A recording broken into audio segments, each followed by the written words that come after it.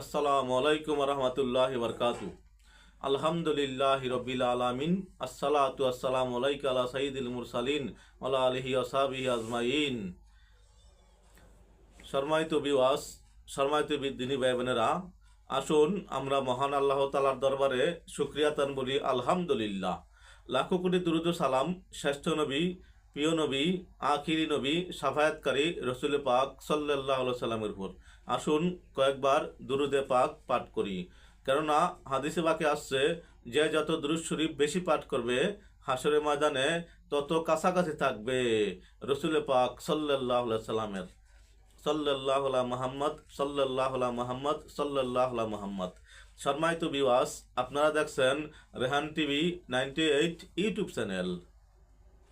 এই চ্যানেলের মূল উদ্দেশ্য কোরআন এবং হাদিস থেকে ইসলামিক ভিডিও আপলোড করা।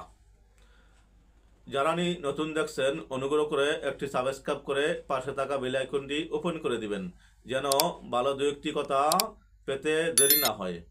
সম্মানিত বিওয়াস, আজকে আমরা একটি বিষয় নিয়ে আলোকপাত করব।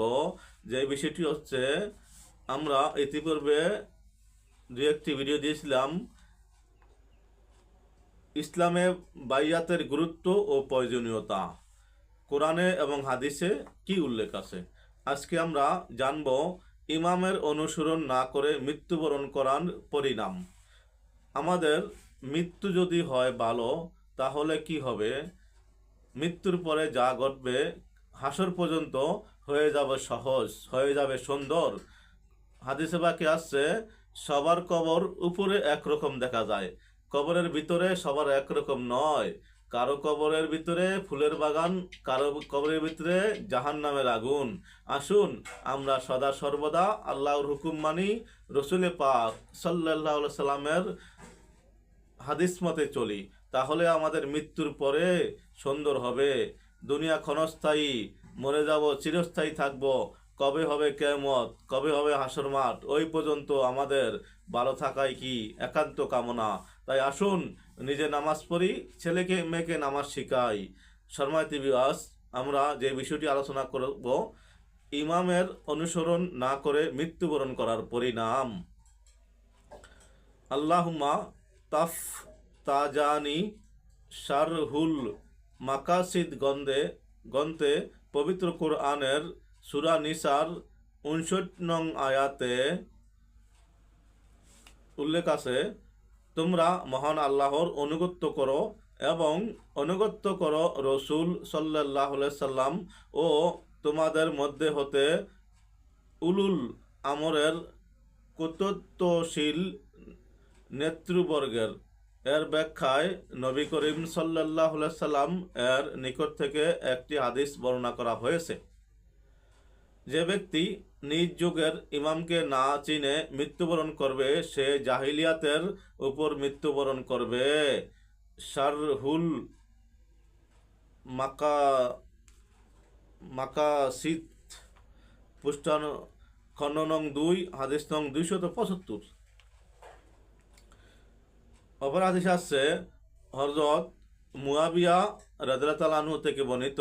তিনি বলেন, রাসূলুল্লাহ সাল্লাল্লাহু আলাইহি সাল্লাম বলেছেন, যে ব্যক্তি ইমামবিহীন ইমামের আনুগত্য না করে মৃত্যুবরণ করবে সে জাহিলিয়াতের উপর মৃত্যুবরণ করবে। মুসনাদু আহমদ, হাদিস নং 168, হাদিস নং 16876।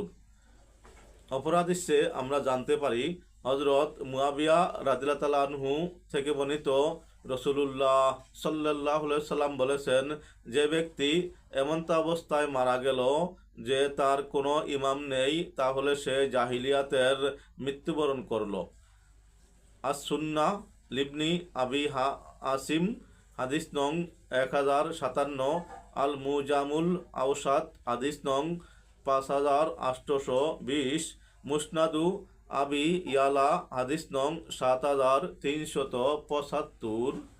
অপর হাদিসে আমরা জানতে পারি, হযরত আব্দুল্লাহ ইবনু উমার রাদিয়াল্লাহু আনহু হতে বর্ণিত, রাসূলুল্লাহ সাল্লাল্লাহু আলাইহি সাল্লাম বলেছেন, যে ব্যক্তি মৃত্যুবরণ করবে এমন তো অবস্থায় যে তার উপর কোনো দলের ইমাম কর্তৃত্বশীল থাকবে না, তার মৃত্যু হবে জাহিলিয়াতের মৃত্যু। আল মুস্তারাক আলাস সাহিহাইন মাজমাউজ জাওয়াইদ আনদুরুল মানসুর। সম্মানিত দিনী ভাই বোনেরা, আমরা অপর একটি হাদিস জেনে আজকের মতো সর্বশেষ হাদিস জানব। হজরত আবু হাতিম রাদিয়াল্লাহু তাআলা আনহু থেকে বর্ণিত, তিনি বলেন, হাদিসের বাহিক অবস্থা হচ্ছে যে ব্যক্তি ইন্তিকাল করবে অথচ তার কোনো ইমাম নেই। ইমাম দ্বারা নবী করিম সাল্লাল্লাহু আলাইহি সাল্লামকে উদ্দেশ্য করেছেন, সে জাহিলি মৃত্যুবরণ করেছে, কেননা দুনিয়ার মাঝে পৃথিবীবাসীর ইমাম হলেন রসুলুল্লাহ সাল্লাল্লাহু আলাইহি সাল্লাম। সুতরাং যে ব্যক্তি তার ইমামত সম্পর্কে জানবে না অথচ রসুলুল্লাহ সাল্লাল্লাহু আলাইহি সাল্লামকে বাদ দিয়ে অন্যকে ইমাম হিসেবে বিশ্বাস করবে এবং তার কথাকে রসুলুল্লাহ সাল্লাল্লাহু আলাইহি সাল্লাম এর কথার উপরে প্রাধান্য দিবে, অতঃপর মারা যাবে, তাহলে সে জাহিলি মৃত্যুবরণ করলো। সহিহ ইবনি হিব্বান।